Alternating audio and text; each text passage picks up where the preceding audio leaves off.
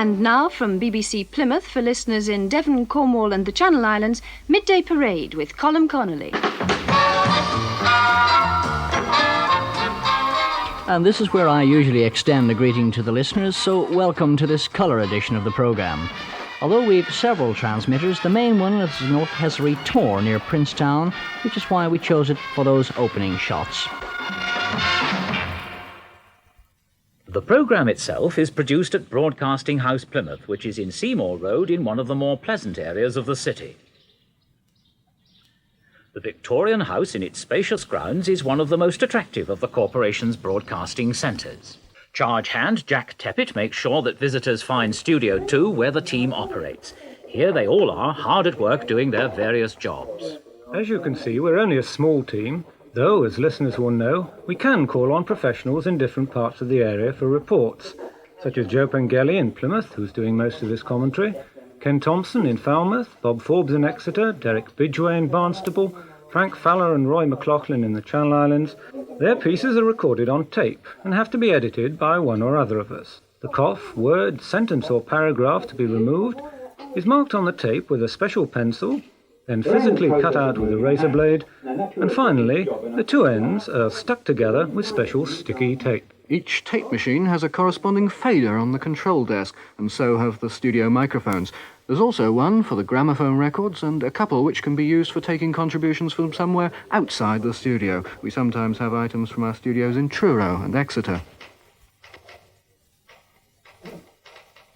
All these have to be plugged up, and it certainly helps if you're good at knitting, including the fader for the jingle box, a tape cartridge machine used for signature tunes such as our opening sequence or different regular features like the cinema spot or sports section. The meter in the centre of the control desk is called the PPM, or Peak Program Meter, and it's used to show the intensity of the sound of the various items. That's the one I've got to keep a close eye on because the programs shouldn't exceed 6 on the meter, otherwise distortion may occur. A very useful piece of equipment enables telephone calls to be recorded. These are either dialed direct or come via one of our operators, Alison Brown, for example. The preliminary chat could sound something like this. Oh, well, right then, Mr. Billington. In a moment or two, I'll put my phone down at this end, and I'll talk to you over the studio microphone instead. Is that all right? Yes. Fine, I'll just put the phone down then. Right, well, how's that then? You getting me okay? That's okay. A regular feature is the farming spot, presented by Ross Salmon. Yes, I try to get out and about as much as possible. For instance, one week Trevor Silliphant introduced me to Fred Greenaway of Bradworthy, who just installed the very latest in push-button dairy farming. The cows come in from the yard one at a time and they're milked by machine while their ration of food is dispensed. And while the milking and feeding continues, the platform on which the cow stands slowly revolves around the inside of the rotary tandem, as the machine is called. There's always a queue of cows waiting their turn, and as Mr. Greenaway told me, this automated milking system means that one man can milk and feed twice the number of cows as compared with conventional methods. Something brand new in farming is the sort of feature I like to introduce along with farm news and prices. So I interviewed Fred Greenaway for the programme. He described the latest automation down on the farm, and we discussed the benefits. Another important part of the team's work, and one they find most enjoyable, is the weekly outing to a town, village or institution within our area. This has two main purposes. It enables the team to improve its knowledge of the area and its people, and it allows the people to get to know those who work on the programme. Well, Calstock was the place visited on this occasion. You can get there either by rail from Plymouth or by steamer up the Tamar or approach it by road from the Cornish side. Michael and Chris made their way there one afternoon to chat to various people representative of the life there. These included the rector, who filled in the historical background, a retired ironmonger who'd lived in Calstock for many years, a rural councillor who mentioned some local problems, and in view of the fact that horticulture plays a prominent part in the life of the local community, it was only natural that a grower should be included. Tomato and iris plants were in season in the greenhouses when Chris called on Mr. Ken Davey.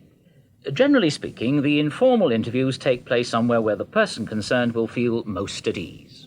By doing this, you help to build up a sound portrait for the listener, though I'm not quite sure how you convey the sound of tomato plants being planted. But the net result is that such a programme sounds more interesting than one recorded entirely in the studio.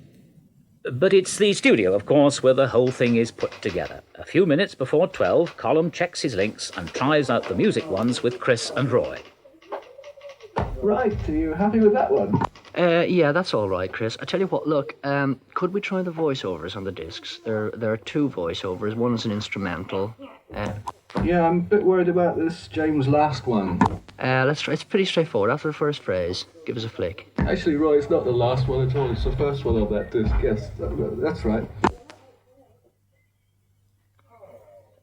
Yeah, after the first drum phrase, Chris, give us a flick. Drums or was it cymbals? Cymbals and drums. Right. Give it a bash. Now let's join the James Last Band on American Patrol. Okay, happy? Yeah, that's fine, that's fine. Everything, of course, has to be timed. Secretary Liz Longley has the job of timing the cues and keeping a running check on things during the course of the broadcast. Accuracy here is extremely important. Eventually, everything's ready for the transmission. Before the start, Chris checks with the control room to see that the output from the studio can be heard there. From the control room, it goes by landline to the main transmitter at North Hessery Tor. The end of the preceding programme on Radio 4 is fed through to the studio to ensure that there's no delay in starting Midday Parade. Almost before the team realises it, the final seconds arrive, and it's time for another edition of Midday Parade to get underway. With all the new methods being employed, can we expect a better tasting strawberry, do you think? I don't think you'll get a better taste in strawberry. Around the Exeter's track, the track record is equivalent of 51 miles per hour. She tried her hand at making pasties, and she did a proper job. Well, anyway, after about 3 hours' work with a hook and a Paul rotary grass cutter, Through retail outlets, you in shops. And that's a whole lot of Cornish cream. melted rain may reach the Isles of Scilly during the afternoon and move across the region during the evening. And so another programme ends, and not unnaturally, members of the team head off to the canteen for lunch. The afternoons are spent either clearing up outstanding details from the morning's programmes or in preparing for coming programmes. Well, we hope you've enjoyed this brief glimpse behind the scenes of Midday Parade. We like to think there's something in it for everyone, so if you aren't already a listener, why not tune into Radio 4 VHF at midday sometime soon?